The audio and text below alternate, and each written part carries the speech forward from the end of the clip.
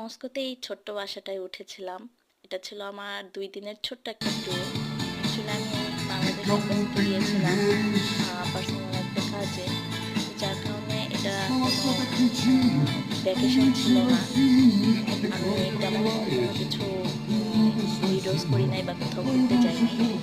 এটা ছিল salaries international bus stand. এটার সাথে এই এত বড় একটা শপিং মল ছিল। তো কিছু খাওয়া দাওয়া করতে আর কিছু বাজার করে নিলাম।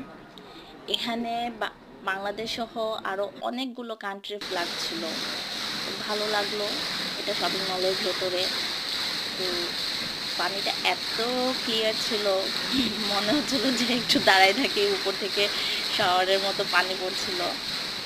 দেখতে খুব ভালো লাগছিল। তো কিছুক্ষণ দাঁড়িয়েছিলাম আর জার্নি করে এত টায়ার্ড ছিল, আর কোথাও ঘোরা হয় নাই। তো একটা জিনিস ভালো লেগেছে, পরের দিন সকালবেলা ঘুম থেকে উঠে দেখি মেবি সারা রাত বৃষ্টি হয়েছে। আমি কিছুই টের পাই নাই। তো ভালো লাগলো, সকালবেলা ঘুম থেকে উঠে ফ্রেশ একটা ঠান্ডা ঠান্ডা বাতাস ছিল, খুবই ভালো লাগছে। থাকতে চেয়েছিলাম বাট ফিরতে হবে, কাজ ছিল, অফিসে জয়েন করতে হবে, তো আর থাকা হয়। এই দিনটাই ছিলাম, সব কিছু আজকের মধ্যেই গুছগাছ করে প্যাকিং করে নিয়েছিলাম।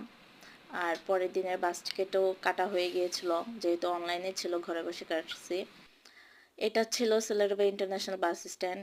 এখানে একটা ভিয়েতনামি রেস্টুরেন্টে দুপুরের লাঞ্চটা সেরে নিলাম, ভালোই ছিল খাবারটা।